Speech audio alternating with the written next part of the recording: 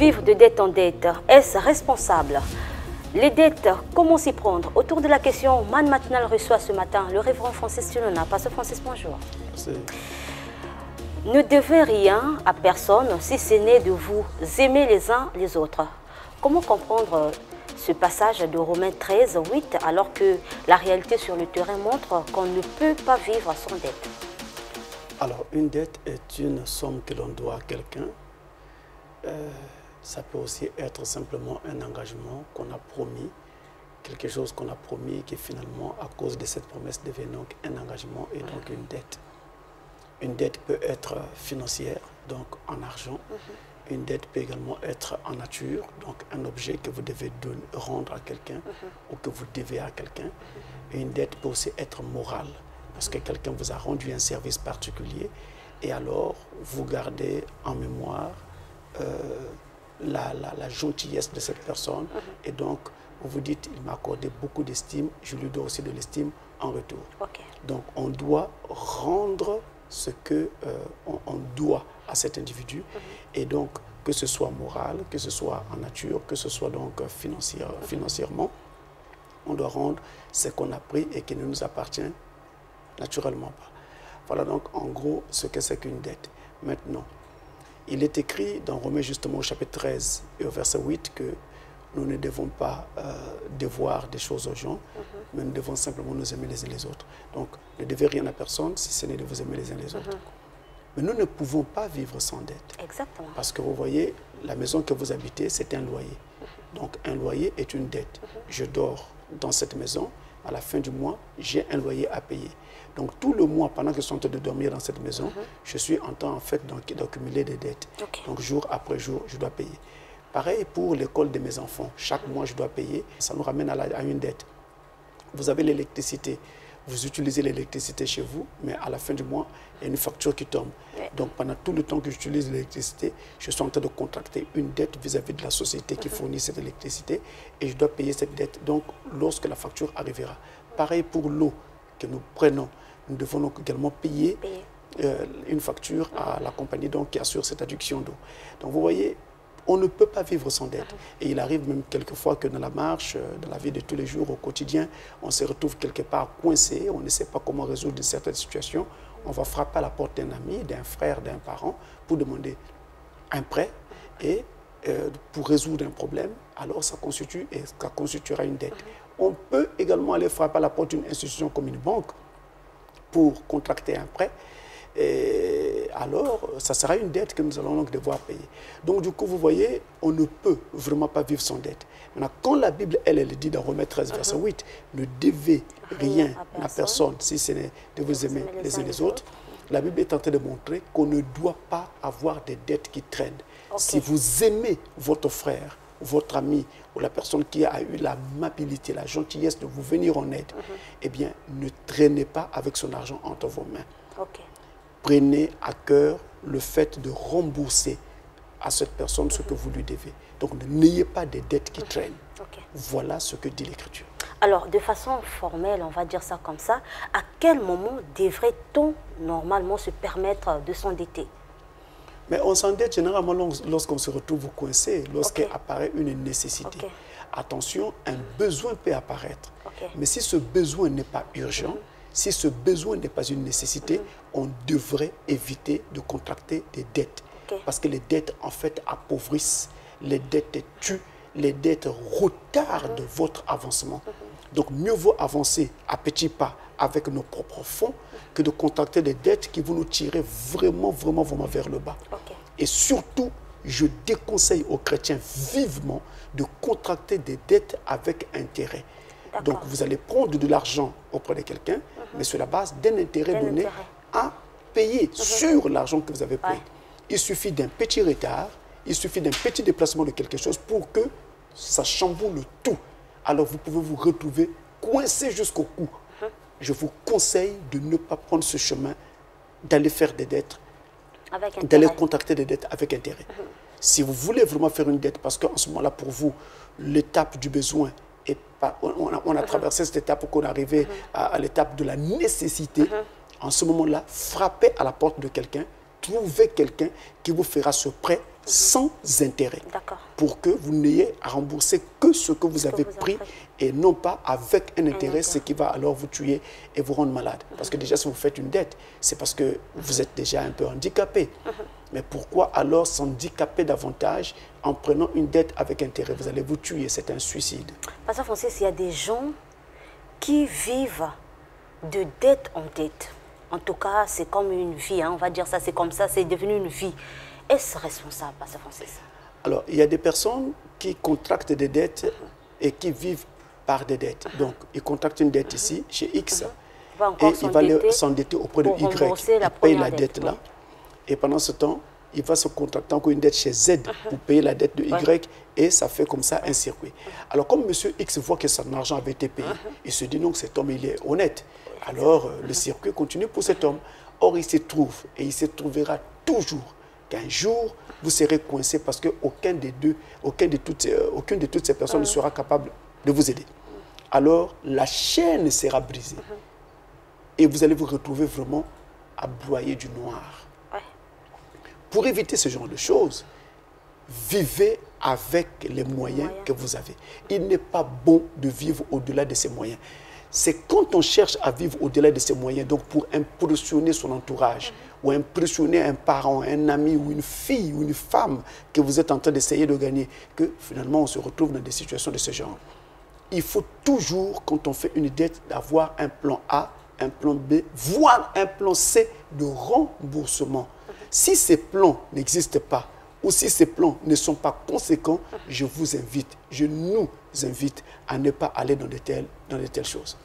Pasteur Francis, c'est obligatoire. Je ne vous dirai pas que le développement de l'Afrique est également retardé par le poids de sa dette auprès des institutions internationales. Parce que nous voulons bien nous élever, mais il y a la dette qui pèse sur nous. Et ces dettes-là, parfois pour certains pays, sont au-delà du PIB du pays. Ce qui est vraiment... Pasteur Francis, est-ce obligatoire de prêter de l'argent à un frère, dans la foi bien sûr, si on constate qu'un frère a des pertes de mémoire? Concernant la dette, avec lui, il faut toujours rappeler, si on décide de ne plus lui prêter de l'argent, serait-ce un péché? En tout cas, je ne sais pas sur quelle base vous allez dire qu'il a des pertes de mémoire, sauf si vous me dites que vous êtes médecin et que vous avez fait une analyse de son esprit. Non, ici, on qualifie de perte de mémoire tout simplement parce qu'on constate la personne... En fait, quand il s'endette, il ne se souvient plus que j'avais contracté une dette quelque part. Ce n'est pas qu'ils ne se souviennent plus. Ils se souviennent parfaitement, mais n'ayant pas l'argent pour rembourser, alors ils font comme s'ils ne se rappelaient pas. Pasteur Francis, il y a des gens qui vous diront, tiens, je ne savais plus. Il y a des gens comme ça. Je vous dis que c'est faux. L'être humain est très dangereux. J'ai envie de dire que c'est l'animal le plus dangereux de tout ce que Dieu a créé. C'est quand même compliqué. Vous dites qu'on ne peut pas oublier une dette, alors qu'il y a des gens, des grandes personnes, même des responsables qui vous diront que je n'ai pas fait exprès, j'ai oublié mon frère. Demain encore, j'ai oublié. Ils oublient. Et quand vous vérifiez, en tout cas, il y a des gens même qui témoignent que moi, j'oublie souvent les dettes. Vous dites que l'être humain est compliqué. Si vous oubliez souvent les dettes, pourquoi vous allez contracter des dettes? Non, parce qu'il est dans le besoin. Mais parce que ça va vous rendre malhonnête, alors que vous n'êtes pas malhonnête dans votre cœur ni dans votre esprit. Ça va vous rendre malhonnête. La chose à faire, si vous savez que vous avez un esprit d'oubli, vous dites à la personne, à votre créancier, s'il te plaît, lundi matin, si jusqu'à telle heure, tu vois que je n'ai pas fait signe de vie, appelle-moi, de peur que je l'oublie. Okay. Là, c'est responsable. On dit ça avant même qu'on arrive à terme voilà une attitude responsable. Ou alors, on écrit dans son agenda un rendez-vous d'affaires que nous avons, donc je dois aller payer une dette donnée. Je vous en prie. On peut tout perdre dans la vie, mais sauf sa propre dignité. Donc, on doit payer ses dettes. Et la Bible dit que celui qui paye ses dettes s'enrichit. Parce que justement, vous allez gagner en estime auprès de vos créanciers et auprès de votre entourage. Et vous arriverez dans des conditions, des situations où vous êtes vraiment en difficulté, mais vous ne ferez pas d'efforts pour avoir de l'aide, parce que tout le monde sait que vous êtes très sérieux, vous êtes solvable, vous payez vos dettes, vous êtes sérieux. Alors, voilà. Et il y a une autre chose importante, c'est que quand on ne peut pas payer sa dette, parce qu'on n'a pas eu l'argent que l'on voulait avoir, qu'on avait pensé avoir, il y a eu une situation qui a mal tourné. On doit se rapprocher de son créancier pour lui dire que le rendez-vous qu'on avait arrêté est repousser à telle autre date. Ok. Pour éviter de paraître malhonnête. Et la vie chrétienne l'exige. Vous devez vous rapprocher de lui. Si vous ne pouvez pas aller chez lui, mais passez-lui un message. Vous avez aujourd'hui les réseaux sociaux qui vous permettent de passer des messages aux gens sans avoir besoin de payer quoi que ce soit. Donc, passez-lui un message. Laissez-lui un SMS ou quelque chose comme cela. Ou alors, carrément, appelez-le au téléphone pour lui dire que vous reportez le rendez-vous. Mais évitez de reporter les rendez-vous s'inédiés. C'est-à-dire que vous reportez des rendez-vous à des dates inconnues. Ce n'est pas bon du tout. Parce que vous reportez un rendez-vous à une date qu'on ne connaît pas.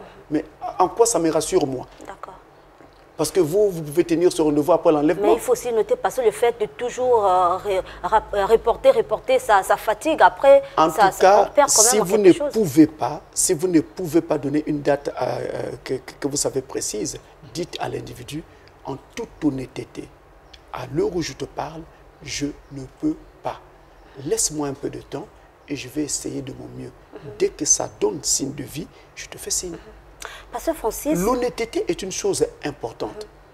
Pasteur Francis, il y a des frères à qui l'on a prêté de l'argent, on va dire des frères en Christ, qui ont le Saint-Esprit avéré, mais sont indifférents au moment du remboursement. Que faire de telles personnes, Pasteur Francis? En tout cas, je voudrais simplement dire que quand vous dites que ces individus ont le Saint-Esprit de façon avérée, je ne sais pas si nous-mêmes nous sommes devenus Dieu pour l'affirmer. Oh, mais parce que dans cette marche chrétienne, nous avons vu des gens qui étaient très zélés, mais qui ont fini par répartir dans le monde. Hier, on leur donnait le Saint-Esprit, aujourd'hui, ils sont dans le monde. Donc c'est vraiment très paradoxal.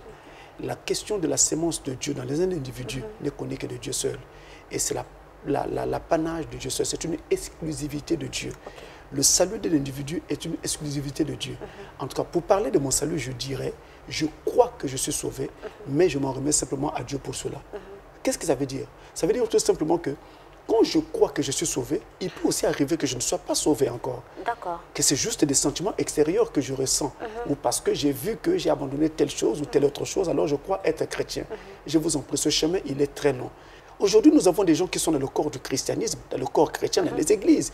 Et même dans vos milieux de travail et autres. Mais ils travaillent pour des organismes pour lesquels ils soutirent les informations chez vous pour aller livrer à ces organismes-là.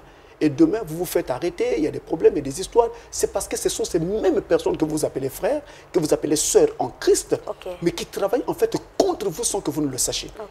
Vous savez, quand vous avez affaire à un vieux routier comme Pasteur Francis, il faut faire très attention. Et donc, que faire, Pasteur Francis, de ces genres de personnes à qui l'on a donné, on va dire, un prêt, mais à la fin, ils sont indifférents, ils vous voient, ils tournent là-bas.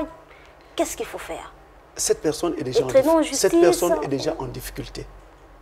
Déjà, quand elle était venue prendre de l'argent, c'est parce qu'elle était en difficulté. Maintenant qu'elle ne paye même pas, elle est encore davantage en difficulté. Si vous le prenez, vous le placez à la justice, vous le placez à la gendarmerie ou à la police, je ne sais pas si vous êtes vraiment en train de l'aider. Je pense que la chose à faire, c'est de se rapprocher de son frère et donc de lui parler. Frère, l'argent que je t'avais prêté, j'avais un programme avec. Comme tu ne me rembourses pas, tu es en train de me mettre moi aussi en difficulté. Si demain tu viens encore me voir et que je ne te donne pas, tu me diras quoi? S'il te plaît, fais un effort, arrange-toi, même petit à petit, paye-moi. Parce que l'une des choses encore que les gens ont du mal à faire, c'est que quand ils ont pris une somme donnée, ils veulent rembourser la somme en totalité, mais ils n'ont pas les moyens pour le faire. Parce que payer cette somme et vivre en même temps, on ne peut pas. Mais si je dois seulement vivre, je pourrais. Si je dois seulement payer la dette, je pourrais. Mais faire les deux, je ne peux pas. Vous voyez, quand je dis vivre, je veux dire, je dois manger, je dois payer mon loyer, je dois payer l'école des enfants, je dois payer l'eau, je dois payer l'électricité, je dois payer mes transports, mon transport pour aller au travail, etc. etc. Même si j'ai une voiture. Mais une voiture demande du carburant. Et une voiture demande un entretien. Donc, tout cet argent-là, je vous dis que c'est souvent lourd. Les gens ne s'en rendent pas compte. Et c'est pareil pour les vêtements. Vous avez un vêtement, mais vous ignorez que ça ne s'arrête pas à l'achat. Il y a aussi l'entretien de ce vêtement. Le savon, le pack, c'est tout, ou bien le pressing pour le nettoyer tout le temps. Si prochainement, un tel frère venait encore à demander un service, est-ce que moi, je suis contraint ou obligé de lui donner encore ce qu'il demande? Là, je n'ai pas une consigne à donner. Parce qu'il faut faire très attention. La vie, elle est terrible. Mon frère peut être en difficulté et vient frapper ma porte une fois. Et moi, je dis la énième fois, non, je ne te reçois pas. Mais parce que tu n'es pas crédible, tu ne règles pas J'avance. La énième fois, j'ai dit non, je ne te donne rien. Mais entre-temps, cet individu est véritablement, foncièrement, vraiment en tout cas dans le besoin. Et il ne fait pas exprès. Il est vraiment en difficulté. Je lui tourne le dos. Que dira Dieu, le créateur de cet individu, à mon sujet? Mais Dieu sait, une fois, je l'avais aidé, mais après, il n'avait pas réagi. C'est vrai.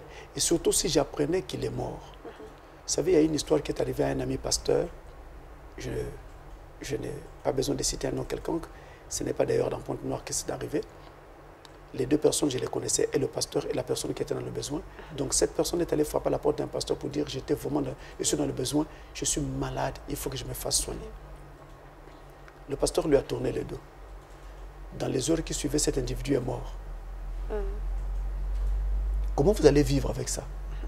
Que vous soyez pasteur ou quoi, vous allez vivre comment? Puisque l'individu est mort.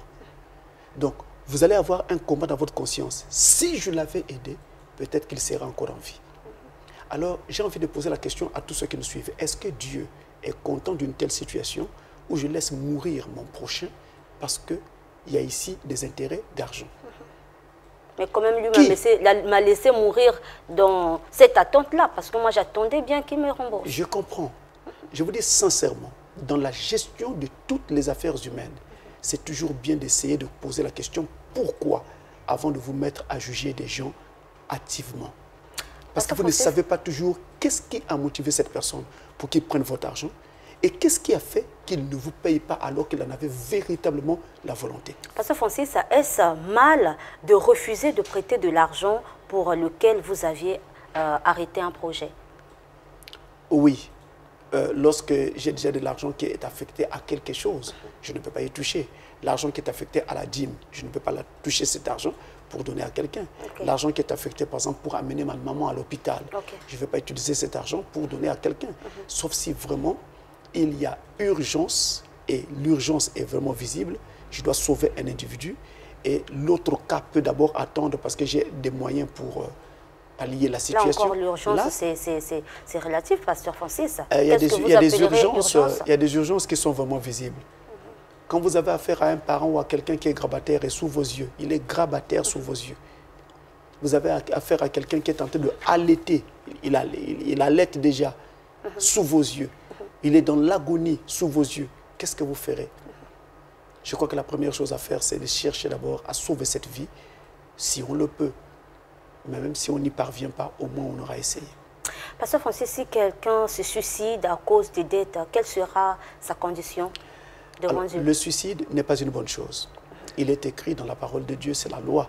Tu ne tueras point.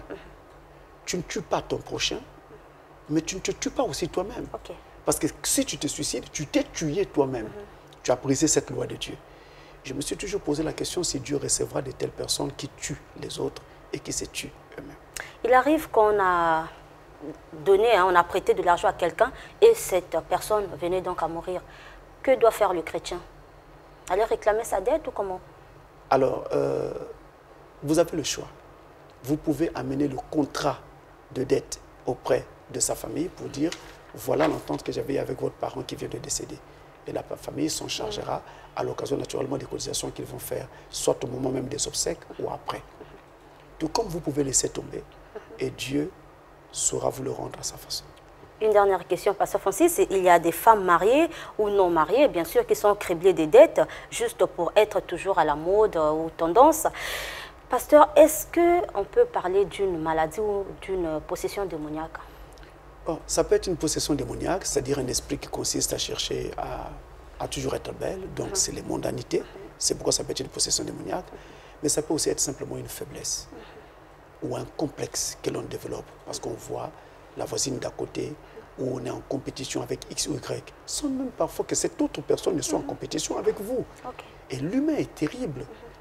On pense toujours que X est en compétition avec moi, alors que l'autre n'a aucun sentiment de ce genre.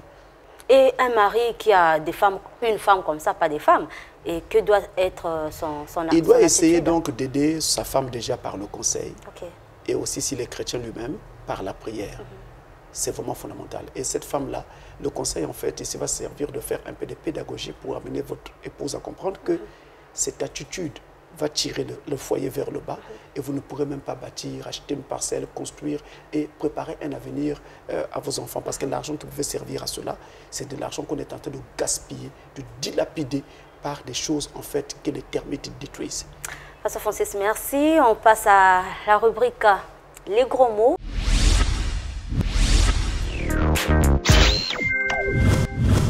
Alors, je voulais parler un peu sur le mot iniquité. C'est un mot que nous trouvons dans la Bible, mais que les gens parfois ne comprennent pas toujours très bien. Si vous prenez 1 Jean chapitre 5, au verset 17, il est écrit que l'iniquité est un péché. Parce que justement, c'est un péché que nous avons commis contre Dieu, c'est-à-dire une transgression de la loi. Et lorsque nous prenons Matthieu chapitre 7, verset 21 jusqu'à 23, Jésus dit, plusieurs viendront à moi ce jour-là en disant, Seigneur, Seigneur, n'avons-nous pas accompli des miracles en ton nom? Mais je leur dirai, retirez-vous de moi, vous ouvriers d'iniquité. Pourquoi? Parce que ces gens qui pensaient servir Dieu étaient en train de vivre dans l'iniquité. En fait, l'iniquité, c'est le péché que l'on commet tout en sachant que c'est mal. Donc je connais la vérité, mais je ne l'applique pas. Ce péché-là est appelé iniquité. Je connais ce que dit la justice de Dieu, mais je préfère vivre dans l'injustice. Ce péché est appelé iniquité. Quand nous prenons le livre de Matthieu au chapitre 24 et au verset 12, il est annoncé, et ça c'est une prophétie, que l'iniquité devait atteindre son comble au temps de la fin. Donc l'iniquité devait s'accroître. Ce qui fait qu'aujourd'hui, nous sommes en plein dans un monde où l'iniquité remplit la terre entière. Il est très facile de vous voir trahi par celui qui va vous appeler ami, celui que vous appelez frère, celui que vous appelez parent, jusqu'à vous appeler parent. Mais il vous trahit. Parce que l'iniquité, c'est une prophétie de ces derniers jours. Une prophétie qui concerne le temps d'aujourd'hui. Et si nous prenons par exemple la question relative à la pyramide de Khéops que nous voyons, la pyramide de Khéops que nous voyons en Égypte, que nous, dans la parole, nous appelons la pyramide d'Enoch. Enoch était un des prophètes de Dieu qui a vécu à l'époque de l'Ancien Testament. Eh bien, dans la pyramide, les prophéties étaient écrites en langage mathématique. Et donc, quand on entrait dans la chambre souterraine de la pyramide, alors il y avait là une inscription mathématique qui indiquait que quand on arriverait autour de 1992, eh bien, l'iniquité s'accroîtrait sur la terre. Ça, c'est ce que nous trouvons dans la pyramide. Mais dans la Bible que nous avons, il est écrit que le Christ ne reviendrait pas tant que l'iniquité des Amoréens n'atteindrait pas son comble. L'iniquité des Amoréens, entendez, l'iniquité des peuples non juifs, je vais donc parler des païens. Donc dans le monde entier, l'iniquité va atteindre son comble, et quand on arrivera à un point où partout, ce n'est que, et ce ne sera que l'iniquité, c'est en ce moment-là que le Christ reviendra. Alors c'est ici l'occasion de dire aux chrétiens qu'ils doivent faire très attention parce que vous vivez avec l'iniquité. Vous êtes entouré de l'iniquité. Celui qui est avec vous au travail peut être plein d'iniquité et peut chercher à vous trahir, peut chercher à vous couler, peut chercher même à vous tuer. Possible aussi que le chrétien glisse dans l'iniquité? En tout cas, je vous dis, on ne sait pas où est-ce que nous en sommes. Celui qui a trahi Jésus était dans le camp de Jésus. Il n'était pas hors du camp. Judas Iscariote était l'un de ses disciples. Il n'était pas hors du camp. Donc faites très attention. Ça, c'est une prophétie que nous avons donc dans la Bible. Alors, vous avez dans le livre de Thessaloniciens, pour terminer, 2 Thessaloniciens chapitre 2 et au verset 7, il est écrit que le mystère de l'iniquité agit déjà. Il est annoncé donc que nous allons vivre ce qu'on appelle le mystère de l'iniquité. Le mystère de l'iniquité contraste avec le mystère de la piété. La piété, c'est être comme Dieu. Et le mystère de la piété est grand, disent les Écritures. Car, 1 Timothée 3, verset 16, car Dieu a été manifesté en chair. Oui, justement, quand Christ est venu sur la terre, c'était Dieu fait chair. C'était ça, le mystère de la piété, Christ. Et donc, si le mystère de la piété, qui contraste avec le mystère de l'iniquité, est un homme, alors le mystère de l'iniquité sera aussi un homme. Ça sera donc l'Antichrist. Et ça sera juste après le départ de l'Église dans les cieux, après l'enlèvement de l'Église. Sur la terre, il y aura ce qu'on appelle la grande tribulation. Et c'est donc pendant cette période que l'Antichrist va régner pour gouverner la terre entière. Et ça sera donc le mystère de l'iniquité fait chair. Et partout, ça sera des pleurs et des grincements de dents. Pasteur Francis, merci. C'est sans prix.